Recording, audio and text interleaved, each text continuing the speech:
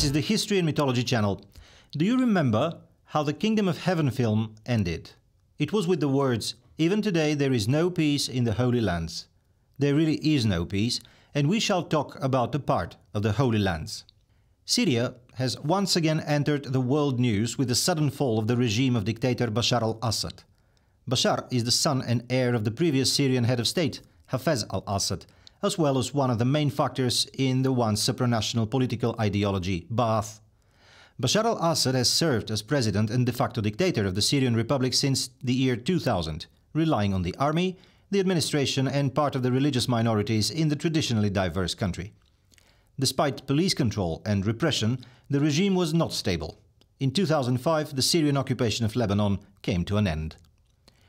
Throughout the rule of Hafez and Bashar, the Golan Heights on the border with Israel were under Israeli control, and they still are.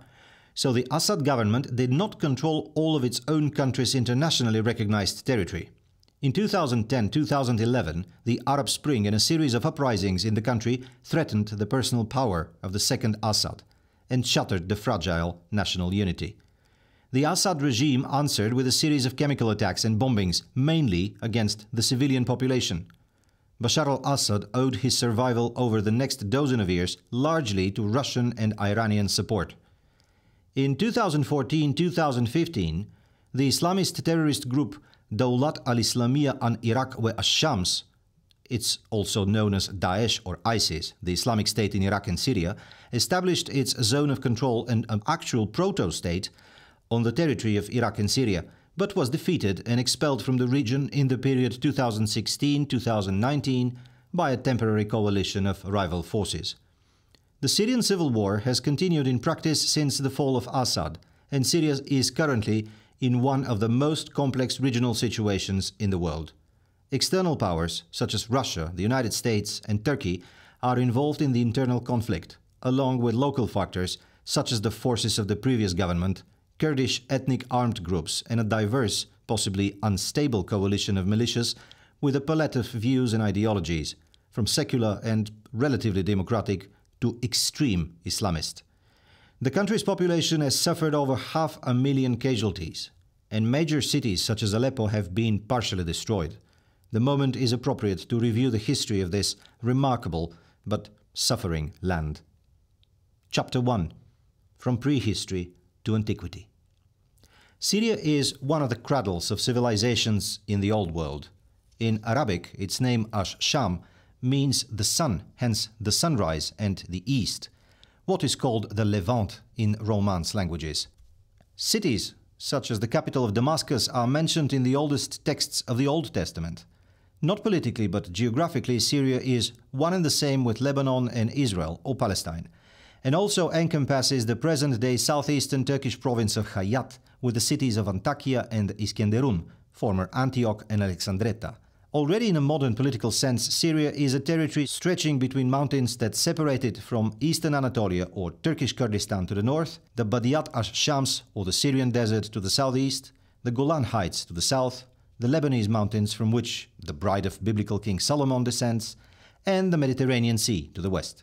Part of the course of the Euphrates River passes through present-day northeastern Syria, and the most remote regions of the country reach or touch the Tigris River, so part of historical Mesopotamia is also Syrian. According to the biblical book of Genesis, the Tigris and Euphrates flow directly from earthly paradise. According to Saint Constantine of Thessalonica, the first language spoken by the common ancestor of humankind, Adam, was Syriac. Syria is a part of the Holy Lands. That is, the territories where the events described in most of the Old and New Testaments of the Bible take place. The hills and roads of the country are part of the sacred history of at least 3 world religions. The fate of Syria has always been tied to that of its Lebanese coast, as well as to the neighboring regions, Asia Minor, Mesopotamia or Iraq, Egypt and the Arabian Desert, which it connects. The current internationally recognized borders of the Syrian Republic encompass approximately 185,000 square kilometers and a population of approximately 25 million, of whom over 80% practice various forms of Islam, nearly 10% are Christian and less than 5% are Druze. For millennia, this blessed but also cursed country has been the scene of the rise and fall of empires, as well as countless wars. About 800,000 years ago, In the Paleolithic era, Neanderthals lived in the territory of modern-day Syria. At a much later period, only about 10,000 years BC, or 12,000 years before our own era, Syria was a part of the Fertile Crescent, which included the early agricultural civilizations of our own species in Egypt, along the eastern Mediterranean coast in modern-day Israel and Lebanon, Syria and Iraq, or Mesopotamia. The population was now made of Neolithic farmers, distant descendants of Cro-Magnon hunter-gatherers. These early inhabitants of historic Syria built modest rectangular houses of unbaked bricks, grouped in veritable towns. And their material culture was diverse and rich. Finds of foreign goods attest to the fact that these people traded with countries near and far. Around 3000 BC, in what is now northwestern Syria, in the Idlib region, the Semitic city of Ebla flourished, creating a kingdom that extended to Mesopotamia and Anatolia. This was perhaps the first Syrian state. The inhabitants of Ebla were linguistically and culturally close to the Akkadian civilization. Around 2300 BC, the northern part of Syria became part of the dominions of the Akkadian king Sargon, the first ruler of a historically attested Near Eastern empire. Until 2000 BC, Syria was successively part of the dominions of the late Sumerians and Assyrians. Already, at the beginning of the second millennium BC, Assyrian power was temporarily replaced by the Babylonian kingdom.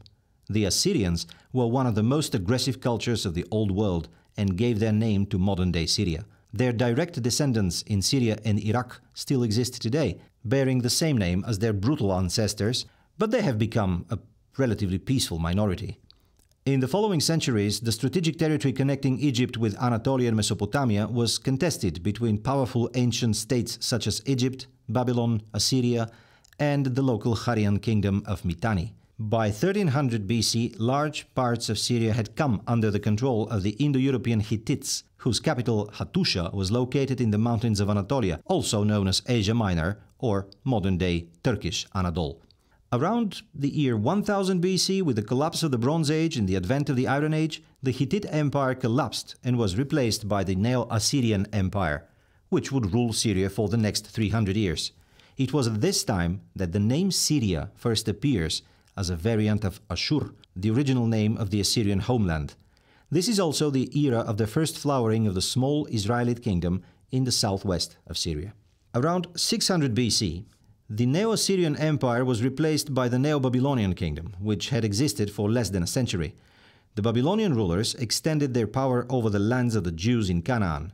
The first Jewish temple was destroyed by the Babylonians, and part of the people of Israel was taken to the lands of Iraq. After the collapse of the Neo-Babylonian state, Syria entered the era of classical antiquity. Chapter 2. Antiquity. In 539 BC, the Persian Shah Cyrus the Great annexed Syria to his empire after having captured Babylon. The Achaemenid royal dynasty ruled from its capitals of Persepolis and Ecbatana in the Iranian plateau, relying on its army of Indo-Europeans, the Aryans, as this population is called in the ancient texts of Iran and India, and from whose self-designation the very name Iran is derived. The Persians adopted writing and much of the culture of their Semitic subjects, including the population of Syria. Persian kings allowed a large number of Jews to return from Babylon to their homeland and rebuild the former Jerusalem temple of the harsh Old Testament God. Because of this merit, the Jews would call the Persian Shah Cyrus the Great Mashiach, or the Anointed One. Over the next 200 years, the power of Persia would reach the shores of the Mediterranean Sea. Egypt and Anatolia also became part of the Persian Empire, and the Syrian population, together with the Egyptians and their Phoenician neighbors, would provide part of the numerous Asian troops with whose help the Shahs of Iran would try to invade Europe. The Syrian port of Arwad was involved in the Achaemenid campaigns against the city-states of Greece. In 333 BC, the invincible Greek troops of Alexander III of Macedon won another victory at Issus, near Alexandretta, the present-day Turkish port of Iskenderun. With Alexander's victory, Syria came under Hellenistic rule. A long era began, in which a number of Greek cities were founded. The kings who ruled the country bore Greek names, and ancient centers such as Damascus acquired colonnades and temples in the classical Greek style. The entire Persian Empire, from the Bosporus to Egypt and the Indus River, fell into Alexander's hands. After his death, he was deified, and the commanders of his troops divided the territories into separate kingdoms. King Seleucus I Nicator founded the famous city of Antioch on the Orontes River, today the Turkish town of Antakya, in the northwestern corner of Syria, the capital of the Greek cultural presence in Asia Minor, and a metropolis that competed with Egyptian Alexandria, ancient Athens, the even more ancient Damascus, and later with the sacred Jerusalem as well as with Rome itself. By 100 BC, after a series of wars with its neighbors, the also Greek dynasty of the Ptolemies of Egypt, the Seleucid Hellenistic Empire declined, but its influential culture flourished not only in Syria, Phoenicia, Palestine, Egypt and Asia Minor, but also spread throughout Iraq. Not far from the former Babylon and modern Baghdad on the Tigris River, Syrian kings had built Seleucia, a Greek city in the middle of Semitic lands, a mirror of the flourishing Antioch and a center of trade, religion and science. Meanwhile, the inhabitants of Judea had freed themselves from Greek rule, rejecting Hellenistic customs as impure, but adopting the Hellenistic way of waging war with large infantry phalanxes armed with long spears. While the Greco-Syrian Seleucids were winning and losing wars in Mesopotamia and Palestine, the Parthians, a horse-riding people with a language from the Indo-Iranian group of the Indo-European linguistic family, who adopted the Zoroastrian religion and Persian identity, invaded Iran. The Parthians set about eradicating foreign elements in Persia, especially Greek influence. By 100 BC, the Parthians and their kings, the dynasty of Arshak, began to enter Syria with the idea of establishing a foothold in the Mediterranean, like the Achaemenid shahs of old. Both the Greek and Semitic aristocracy of the Semitic cities tried to save themselves from the Parthian conquest, and in 83 BC they called for Tigranes the Great, the king of Armenia, to be their savior and ruler. However, this had unforeseen consequences because Tigranes was involved in wars with the expanding Roman Republic. 20 years after Tigranes' arrival in Syria, the country found itself conquered by the Roman legions led by General Pompey. Antioch fell into Roman hands, and Syria, from an independent kingdom, became a province of distant Rome. The population long since become accustomed to foreign rulers and new customs.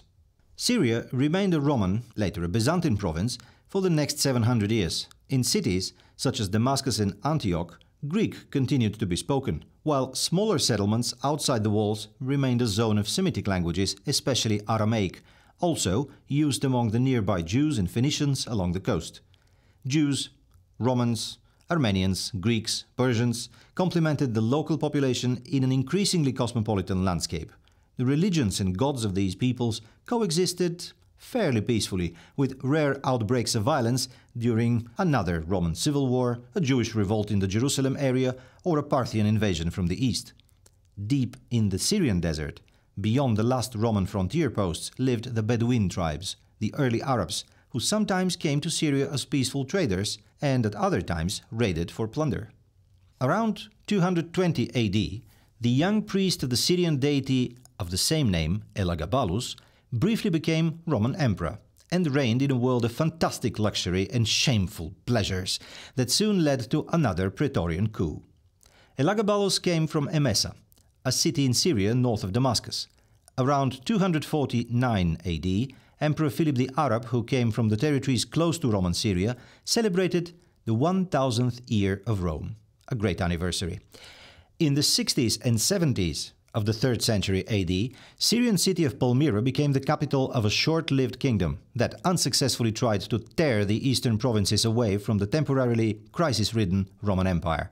The Palmyrene queen Zenobia left her name in history as a courageous and independent ruler, and in the 20th century her memory was used as ideological and historical capital by modern Syrian nationalists.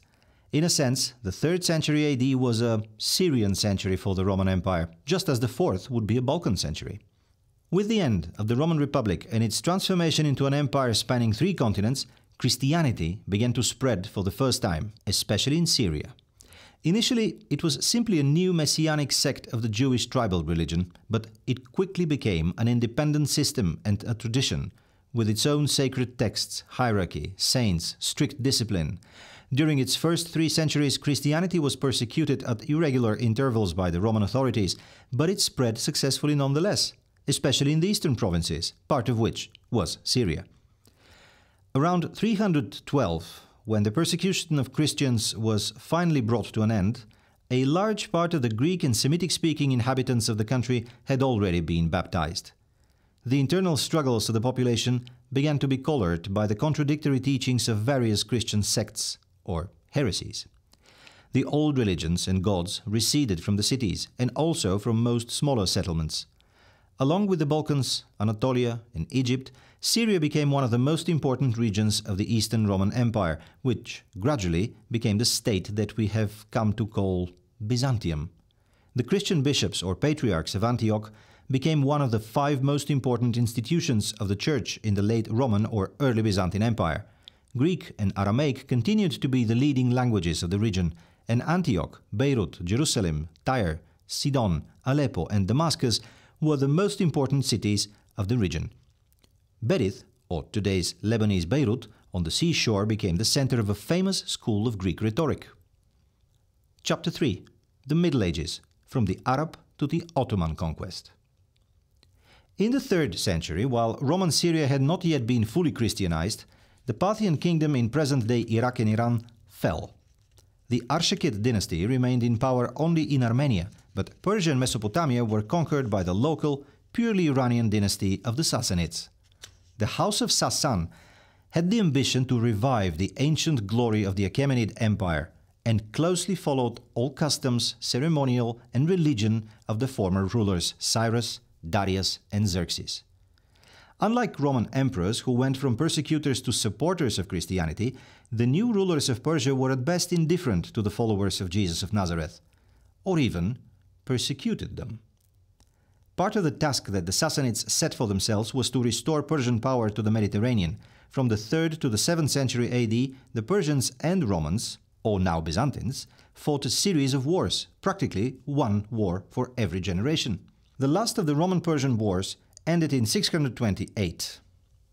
The Roman Empire barely survived this ordeal, but with a supreme effort managed to regain control over the entire Near and part of the Middle East, including Syria. What the Romans did not know was that across the border, among the Arab tribes, a desert religion had begun to develop, which would explode in a rapid expansion of a new empire. While Romans and Persians had not yet recovered from their last grueling war, in 632 the first Islamicized Arabs invaded Persian and Byzantine territory. 10 years had passed since the death of Muhammad, the founder of Islam. Most of the tribes of the vast desert Arabian Peninsula had accepted the authority of the Prophet and his successor, the Caliph Abu Bakr. In 636, the Battle of Yarmouk on the Jordan River decided the fate of Syria. The well-armed, disciplined and numerous, but exhausted Roman army was defeated by the swift detachments of Arabs led by the legendary military leader Khalid ibn al-Walid. Together with Palestine and Lebanon, Syria became part of the possessions of the Islamic Ummah. Retreating after his defeat, Heraclius, the conqueror of Persia, but defeated by the Arabs, mournfully exclaimed, "Farewell Syria, farewell my fair province." The population of the country, divided between the warring sects of Chalcedonian Orthodox, Christians, Monophysites, Nestorians, Monothelites, turned out to be friendly to the new Islamic power. In the first decades of Arab rule, some churches that were still in operation even turned out to be curiously shared between Muslims and Christians. On Fridays, the Islamic prayer was read inside.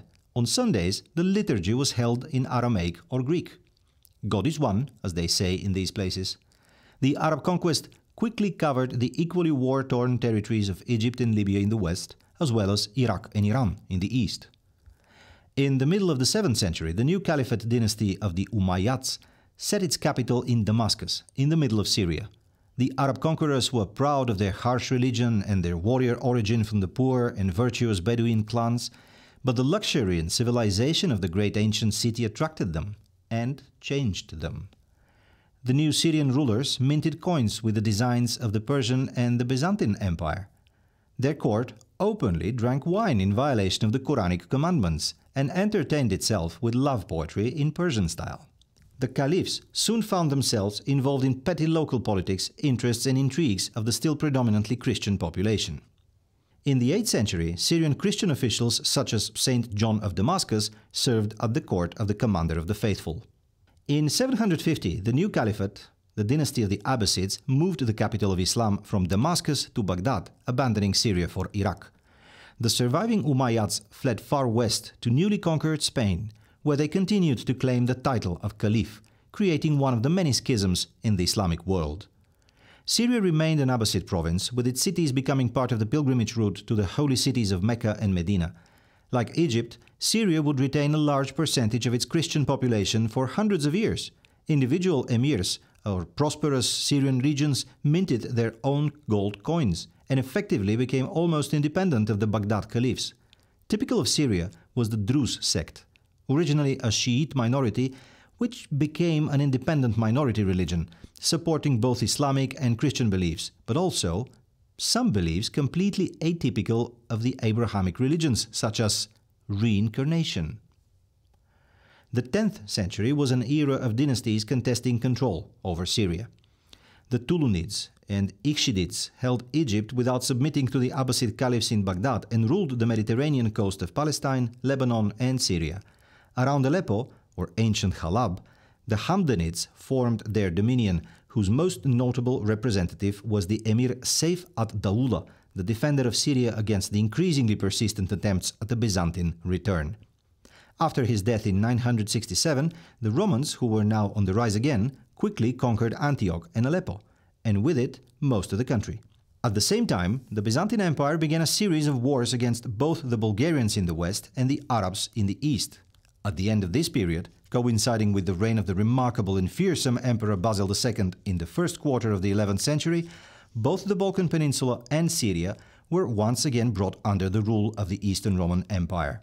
In response, Egyptian Fatimid Caliph al-Hakim ordered the destruction of the Christian shrine of the Holy Sepulchre in Jerusalem in 1009. The rule of the Romans in the east lasted for 2 more generations.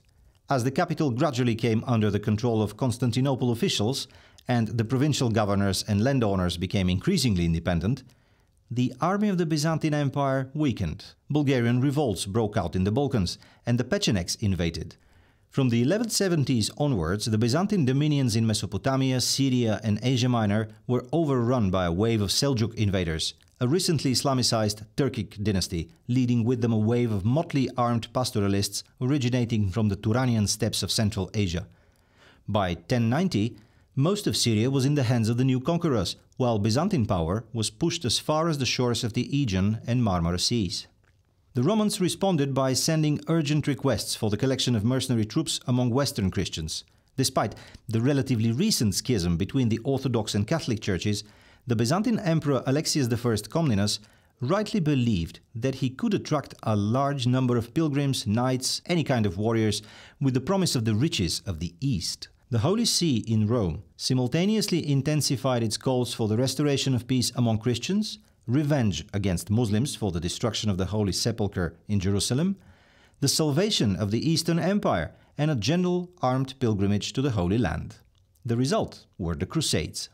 From circa 1096 to 1291, the coast of Syria, plus the territories of Lebanon and Israel, parts of coastal Turkey, the island of Cyprus lying opposite Syria, and many other islands and isolated fortresses in the eastern Mediterranean were held by French and Italian conquerors. For a short time, Edessa and Turbessel in the interior of Syria became the centers of a Crusader county, the Kingdom of Jerusalem and its allied principalities. The Principality of Antioch and the County of Tripoli attempted to conquer all of Palestine, Syria and Lebanon, and to attract more and more armed pilgrims from Western Europe, but without much success. Eventually, the surviving Crusader armies were forced to retreat to the nearby island of Cyprus, where they remained as a new kingdom until the end of the 15th century. The 200-year period of the Crusader or Latin states in the east enriched the culture of Italy and France and created chaos in the interior of Syria. The Islamic rulers of Iraq, Damascus, Egypt, and the interior of Asia Minor were busy fighting simultaneously among themselves against the Byzantine Romans and against their temporary allies, the Crusaders. The Crusades era gave birth to legendary, romantic leaders such as Godefroy de Boulogne, Baudouin IV of Jerusalem, Balian of Ibelin, Nur ad-Din Zengi, Salah ad-Din bin Ayyub or Sultan Saladin, Richard the Lionheart, and Friedrich II von Hohenstaufen, called the Wonder of the World. stupor mundi. Throughout the Crusades, Syria continued to be a land of scholars and philosophers. During Saladin's reign, the Persian theologian Shihabuddin Yahya, called Suhrawardi, lived and taught and died in Aleppo, an eccentric thinker who mixed Islam with something like an Arab or Persian reception of Neoplatonic philosophy, and he was preaching the awakening of a spiritual light within human beings.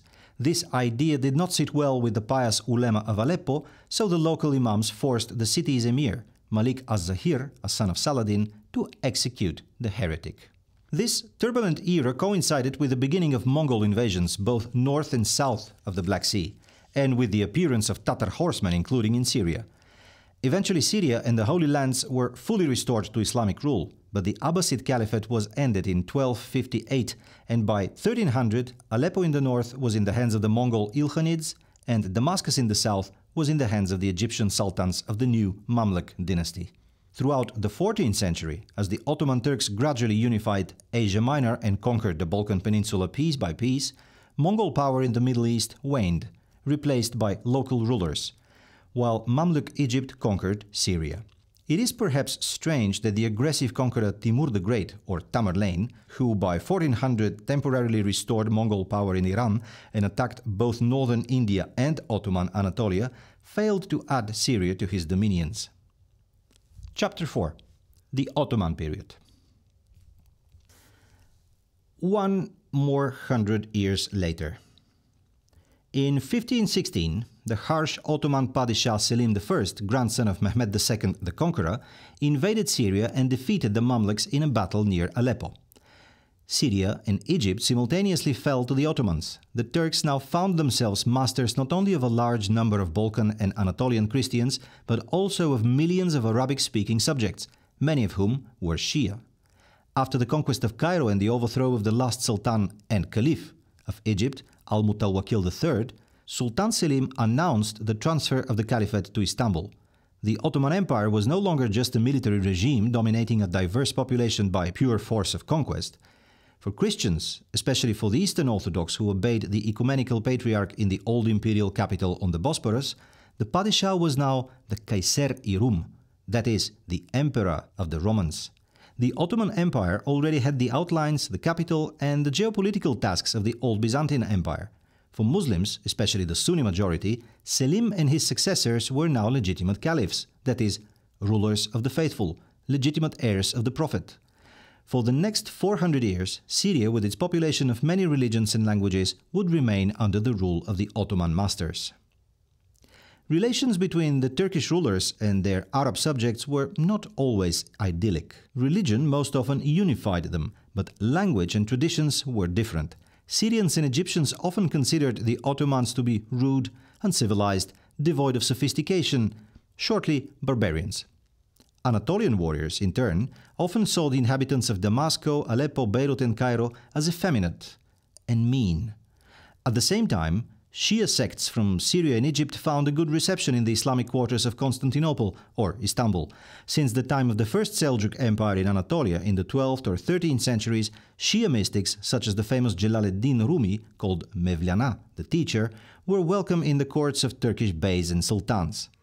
The Bektashis, the Kızılbaş, the Alevis or Alawites, that is, the Friends of Ali, were present in the Ottoman Empire from its very inception, but their influence intensified with the conquest of Syria and became great in Constantinople. Schools and branches of these heterodox orders appeared throughout the Balkans, including in Bosnia, Albania and Bulgaria, which are still reflected in the life of Balkan Islam today. The tombs of their saints are still often votive places, venerated by the population, especially in mixed areas. The tradition of whirling dervishes, which in today's Turkey has been practically eradicated and remains only as a mere tourist attraction, was tolerated, even encouraged by the Ottoman sultans, who were often hesitant in their Sunni piety and found themselves under various mystical influences, not only Shia but also crypto-Christian. Ottoman Syria initially formed a distinct eyalet, a large imperial region, divided into 19 sanjaks, which also encompassed present-day Lebanon, Jordan, Israel and parts of Iraq. During the Ottoman rule, the country was once more divided into 2 more eyalets and smaller vilayets for the purpose of better administration. But corruption, so typical of the Ottoman regime, turned the government into something like a tragical or even comical Oriental tale. In the Ottoman period, Balkan pilgrimages to the Christian holy places in Jerusalem gradually became more frequent. For most of the Ottoman period, from 1534 to 1920, Iraq also fell into the same Ottoman Empire, so that along the roads and ports of Asia and North Africa, Balkan trade links reached Damascus, Cairo and Baghdad. The Ottoman Empire was by no means an idyllic kingdom of religious and ethnic tolerance, but trade in it was certainly encouraged by authorities.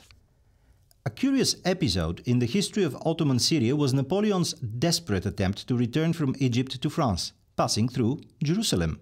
In 1798-1799, the young General Bonaparte was sent by the French Republic to Egypt to cut off British communications with India. Napoleon won meaningless victories against the old-fashioned Ottoman Mamluk detachments, but found himself isolated and out of touch with his homeland. While Dr. Jean-François Champollion, seconded to the French army, was researching the Rosetta Stone, the general devised a plan worthy of Xenophon and the March of the 10,000. At the head of a not much larger corps, the Corsican general entered Ottoman Palestine, captured Haifa, entered Jerusalem, where he flirted for a while with the idea of restoring the Kingdom of Jerusalem, and then continued north along the Mediterranean coast. He failed to instigate an Arab revolt against the Ottomans and besieged Acre. The port was stubbornly defended thanks to the courage of the Ottoman Djezzar Pasha, the British Commodore Sidney Smith, a commander of His Majesty's battleship Tiger, responsible for supplying the fortress, the Jewish quartermaster Chaim Farhi, the brave Albanian garrison, and the extremely capable French artilleryman Antoine de Philippot, an old classmate and enemy of Napoleon from their years at the military college. Ottoman soldiers, British sailors, and Philippot's sincere hatred worked for a military miracle. Although Napoleon himself was proud of his skills as an artilleryman, Acre withstood the siege and the French Revolutionary Army was defeated. Bonaparte had no choice but to sneak out of the Orient secretly, defeated and abandoning his troops, and then to stage a coup and become the leader of France, lest he be guillotined by his own disappointed government. Fate of empires sometimes depends on a handful of daredevils. The Hatti Sherif of 1839 and the Hatti Humayun of 1856 were two laws promulgated by Ottoman Sultan Abdelmejid I, laws that guaranteed the formal equality of Muslims and Christians before Ottoman law. In the rural areas of the empire, from Bulgaria to Syria, the relations between the local Aga and the Raya, that is, between the local lords and the population, did not change much. But in large cities such as Rushchuk, Istanbul, Salonika, Damascus and Aleppo, the result was a visible enrichment of the Christians. Muslims everywhere in the empire were in obvious decline. Despite the best intentions of the Sultanate government, the Ottoman Empire had become the sick man of Europe, Asia and Africa. Many provinces were practically not subject to the central government. On the border between Anatolia and Syria, the Kurdish clans, and especially the Milli tribe, gained almost complete autonomy. Leaders of local armed groups were often given the title of Pasha, that is, a general rank in the Ottoman army, just to maintain a facade of political propriety. From 1844 until his death in 1883, the former Emir of Algeria, the Shia Sheikh Abdel Qadir, lived in exile in Damascus. He was a mystic, a scholar, a humanist, and prevented a massacre of Syrian Christians by the local Bashibuzuk in 1860 because of his great religious authority. The 19th century was an era of misfortune for the Ottoman state. The de facto secession of Egypt, the independence of Serbia, Romania and Greece, the Russian-Turkish wars, especially the 11th Russian-Turkish War fought between 1877-1878, which ended with the formation of a new autonomous Bulgaria. All of this encouraged local Arab nationalism. The Young Turk Revolution of 1908, the Italo-Ottoman War of 1911 to 1912, then the defeat of the Arab Ottoman cavalry by the Bulgarian army in the Balkan Wars of 1912, proved to the Syrians and to other Arab subjects that the days of the Ottoman regime were numbered. The powerless Caliph in Istanbul no longer inspired fear and respect, unlike his ancestors. In 1914, the Ottoman Empire, which was under strong German influence, entered the First World War, perhaps with the vain hope of regaining Egypt from the British. The following year, 1915, the Ottoman government found itself involved not only in the Armenian genocide, but also in an unlikely alliance with its former Bulgarian adversaries. The British authorities sent their agent to the Arabian desert, archaeologist Thomas Edward Lawrence, who turned out to be the right person to rise an Arab uprising against the fragile Ottoman rule. Soon the rebels and the Anglo-Egyptian army found themselves on their way to Aqaba on the Red Sea, and from there to Jerusalem and Damascus. The Ottomans resisted stubbornly, even heroically, but lost everywhere. The only undefeated commander of the Turks was young Mustafa Kemal, and the greatest success was the defense of the Dardanelles against an inept British attempt at a landing, which cost the lives of thousands of Australian and French soldiers. The original British plan was to attack not at Gallipoli but against Alexandretta, today's Turkish Iskenderun on the Syrian coast. Despite the failure of the Allied actions at the Dardanelles, the invasion of Palestine and Syria by Lawrence of Arabia and General Allenby could not be stopped. In 1916, the Sykes-Picot Agreement divided still Ottoman Syria into French and British spheres of influence. In 1918, Jerusalem, and soon after it Constantinople, would again be in Christian hands. The Ottoman Empire was in agony, from which, for the moment, it seemed that nothing would survive except a crippled Turkish monarchy pushed into the interior of Anatolia according to the Treaty of Sevres of 1920. The Turkish National Revolution and the War of Independence waged by the army would lead to the creation of the modern republic, but Syria would not be a part of it. Chapter 5. Modern Syria. Between 1914 and 1920, the Ottoman Turkish army carried out genocide not only against the Armenians, but also against the Assyrian Christians in northern Mesopotamia. Kurds from the north also participated in these raids against the Christian communities of Syria and Iraq. These raids and ethno-religious hostilities would continue for decades to come. In 1919, the country was organized as a kingdom under the rule of the Hashemite Emir Faisal, son of the Sharif of Mecca, and later king of Iraq. For a short time it seemed that the Hashemite dynasty, which today is reigning only in Jordan, would rule most of the Arabian Peninsula, Syria, and Iraq at the head of a unified Arab state. The kingdom of Syria lasted only 2 years. Afterwards, the former territories of the Greater Ottoman Syria, which also included Palestine and Lebanon, were handed over by the League of Nations as mandated territories to Britain and France.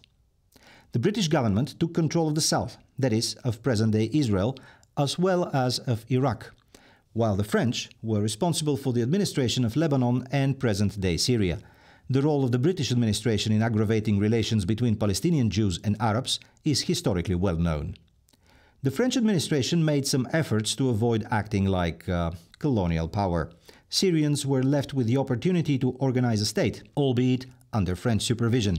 The Syrian Federation, the State of Syria, the Syrian Republic were forms of internal self-government developed by local modernizing urban elites from the 1920s to the 1940s.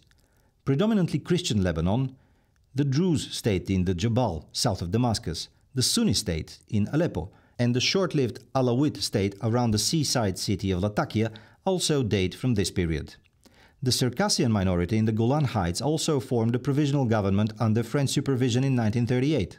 That is, the division and independence of the various Syrian minorities is not something new. The country has managed to be kept under common authority either within a large supranational empire or under the rule of dictators such as the Assad family. The majority of Syrian Muslims have religious ties to Iran and northern Iraq. Economic routes traditionally connect the country with Egypt, Cyprus and the Anatolian coast, and the minorities are so numerous and so diverse that the single nation in Syria is practically a 20th century construct.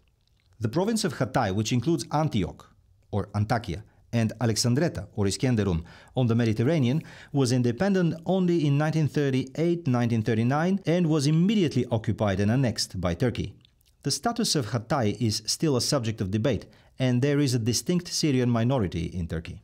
During the Second World War, Syria remained under French administration, which from 1940 to 1944 remained loyal to the puppet pro-German regime of Marshal Pétain in Vichy. This strained the relations of the French authorities with their British neighbors in Palestine, especially since in 1941 an anti-British rebellion began in Iraq. That same year, fearing joint actions by Iraqi rebels, French colonial troops in Syria and German-Italian forces approaching Egypt, the British attacked the Lebanese coast. The French, albeit reluctantly, found themselves drawn into war with their former British allies, but after several battles, an armistice was signed in Saint-Jean d'Acre, the last capital of the former Kingdom of Jerusalem. At the very end of World War II, in April 1945, Turkey finally declared war on the already practically defeated Nazi Germany, hoping for new gains in French Syria. But by this time, the Syrian Mandate Republic had already recognized the legitimacy of the government of Charles de Gaulle and Free France. So the British authorities were once again on relatively good terms with the French administration, so the Turkish ambitions were not realized. In 1946, Syria declared independence from France in accordance with an old agreement concluded in 1936, postponed due to the war. In fact, Syria had declared its independence already during the Second World War, under the leadership of its first president and earlier prime minister of the Kingdom of Syria, Hashim al-Attasi. However, the presence of isolated French troops made independence practically impossible until the end of the war. As early as 1945, there were protests in Damascus against the delay in the French withdrawal from the country.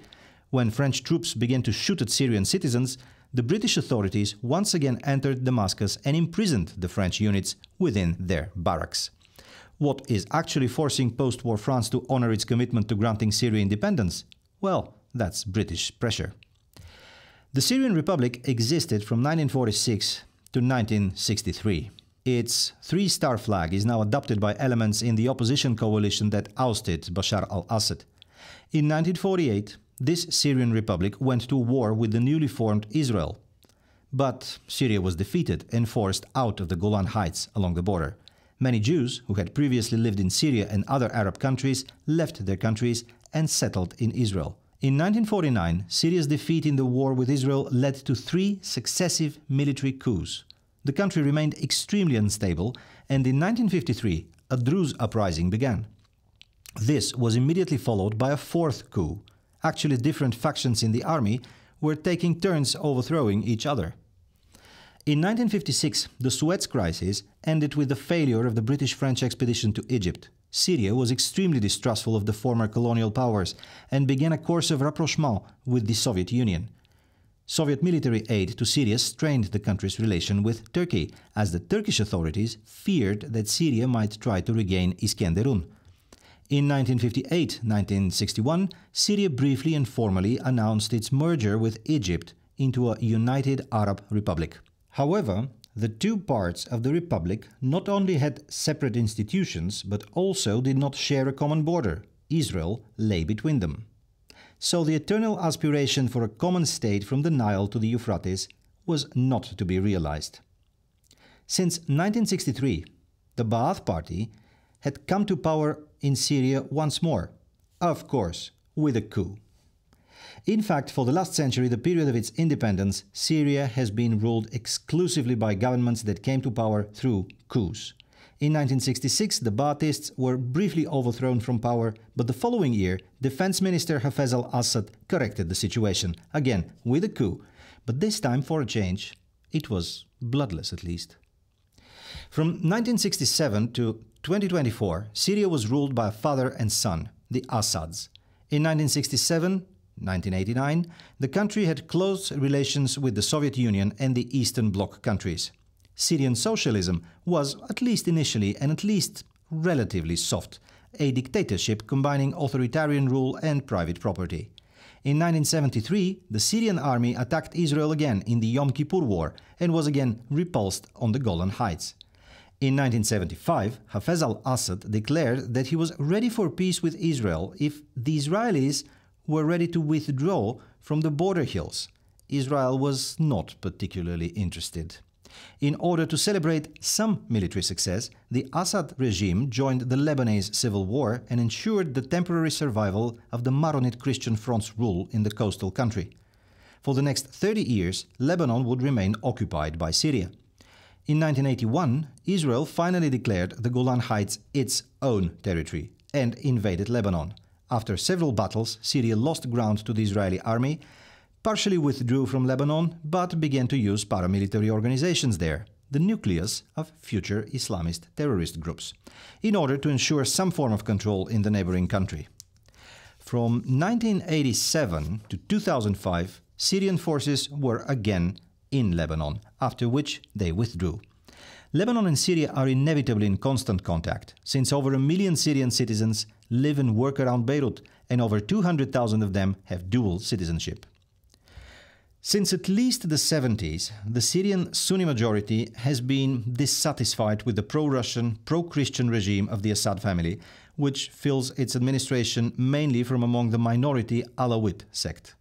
Although Hafez al-Assad was flexible and tried to please even the ultra-conservative Muslims in his country by getting closer to the Islamic regime in Iran along Shia lines, the Syrian government had to fight the armed movement Muslim Brotherhood in 1982.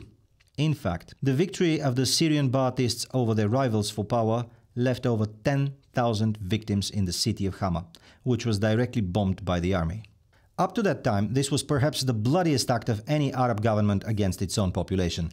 Hafez's successor, Bashar al-Assad, has definitely taken a lot from his father's style of governance. In the 1990s, Syria supported the United States in the Gulf War and entered into direct peace negotiations with Israel. After all, the Eastern Bloc had fallen, the Soviet Union was collapsing. The pragmatic leader Assad needed new allies. In any case, the negotiations stalled because Israel refused to return the strategically important Golan Heights. Bashar al-Assad succeeded his father in 2000. At the time, the old president died. The Syrian parliament allowed the head of state to be under 40 years old to ensure at least one peaceful transition of power. The transition was carried out, and for a few months there were even some hopes for reforms and political freedom in the country. Blessed Pope John Paul II even visited Damascus, where many local political forums suddenly allowed themselves strange forms of freedom of speech. The arrests that followed quickly sobered the population of the capital. After 2001, the new president or dictator intensified his cooperation with Iran and groups such as Hezbollah, Hamas and Islamic Jihad. The massacre of Kurds in the city of Qamishli in 2004 shows that the new president had learned the lessons of his father. The economic liberalism, the hardline politics and the growing corruption of the Ba'athist government, together with the clan around the president, created the typical atmosphere of Syrian politics, which led to the beginning of the civil war in 2011. A war that has been going on for 13 years and which finally brought about the end of the Assad regime. But will peace be restored? Syria has not really seen peace for over a century. This is the History and Mythology channel. Thank you for your attention, and if you found this video interesting, like, share and subscribe to our content.